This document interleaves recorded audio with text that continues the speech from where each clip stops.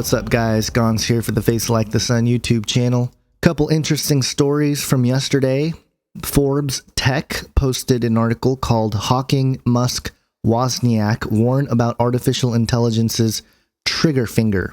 And basically, the three big names, Hawking, Musk, and Apple co-founder Wozniak, signed an open letter calling for a ban of offensive autonomous weapons. Here's what it says in the article. The letter is hosted by the Future of Life Institute, which received a $10 million donation from Musk in January, at the same time that it released another open letter outlining research priorities for artificial intelligence going forward, meant to keep AI beneficial to humanity while avoiding the potential pitfalls like, creating Skynet. While the earlier letter is all about potential and giant leaps forward, the new follow-up, which is set to be officially announced Tuesday at the start of the International Joint Conference on Artificial Intelligence, which started today in Buenos Aires, is mostly just a dire warning. And I don't know if they're streaming this conference or not, but I do want to check it out and see what kind of stuff comes out of it.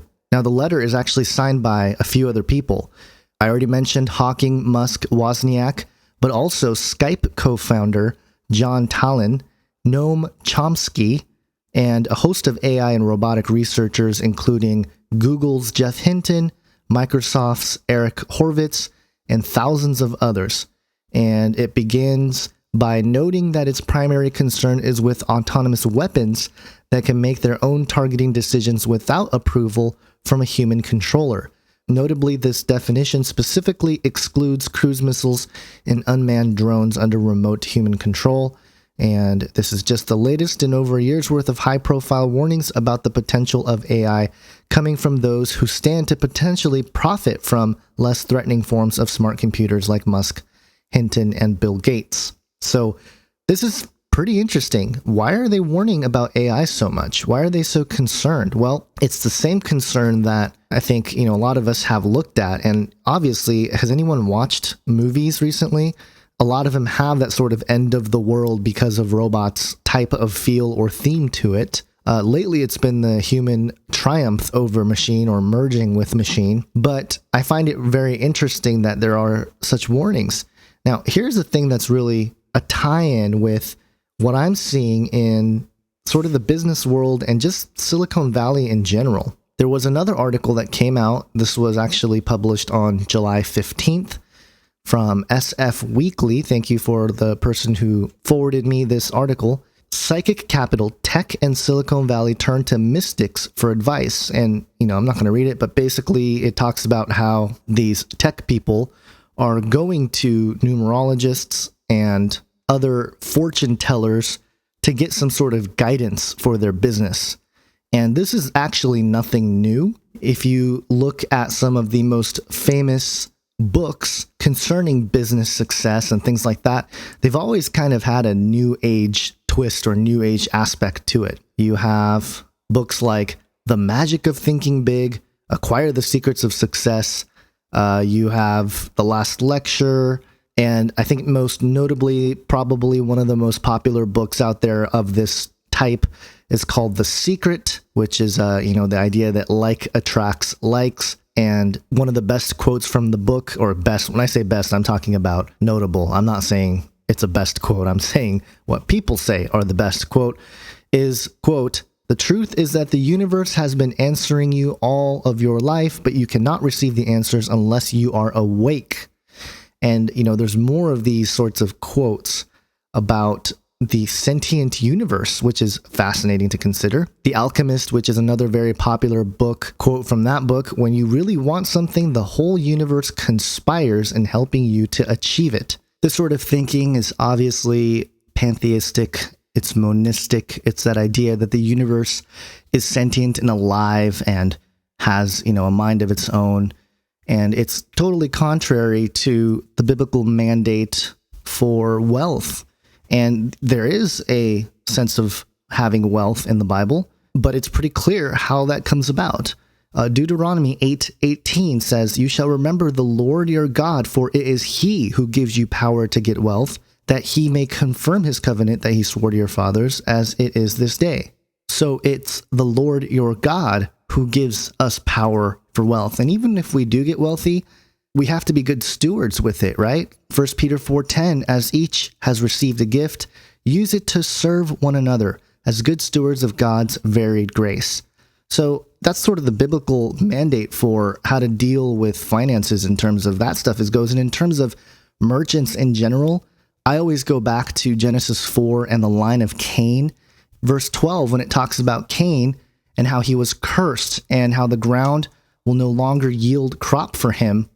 And so because of that, he had to basically become a barter in terms of trading things for different services and stuff like that in order to survive.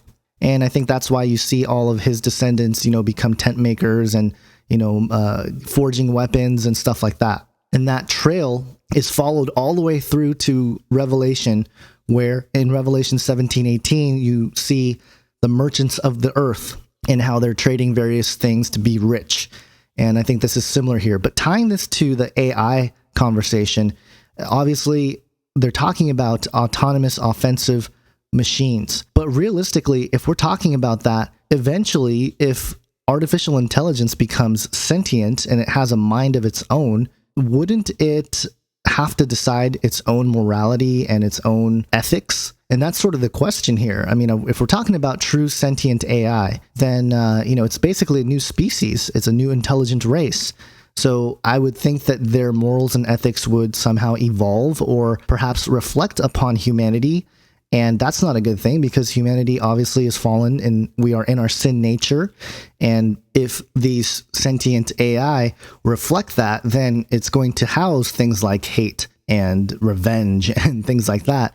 And, the Age of Ultron portrayed that in so many ways, where Ultron was sort of a mass program of, humanity born into an artificially intelligent machine that was meant to protect, but became offensive because, we need to purge mankind because it's the problem and the reason why there's no peace on earth, etc. But at the same time, from a biblical worldview, we know that this is probably going to be something else.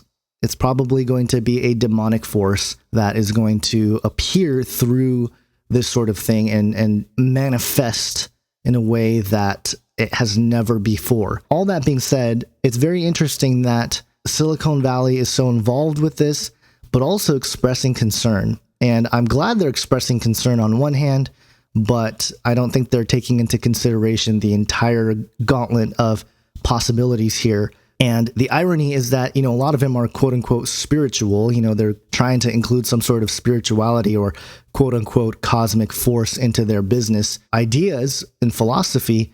But they ignore the God of the universe, the one that actually created it all. And because of that, I think they are going to, regardless of their warnings, continue to develop certain types of AI. I believe the military industrial complex have already developed offensive weapons that are semi-artificially intelligent. And, it's one of those issues where it's a little too late, I think. Publicly we may not know about certain stuff, but I am pretty certain that in underground labs they're already doing some horrendous things. So for us as Christians, I think we just need to prepare spiritually to battle these things and to be ready, because obviously we understand Ephesians 6, we wrestle not against flesh and blood. And these principalities, powers, and these dark cosmic forces, the cosmocrators, these are the ones that may manifest through artificial intelligent machines. Because at a certain point, it's out of our hands, and even if we have a kill switch, eventually, if the technological singularity plays out, especially in the way Ray Kurzweil wants it to, then we're certain that the evolution of the AI will be so fast that we won't be able to keep up. And so we would have to do what Michio Kaku warned or suggests, which is merge with them. And that's going to yield to, I believe, the mark of the beast, iron mixing with clay. It's not going to cleave. So that's about it, guys. Have a great day. God bless.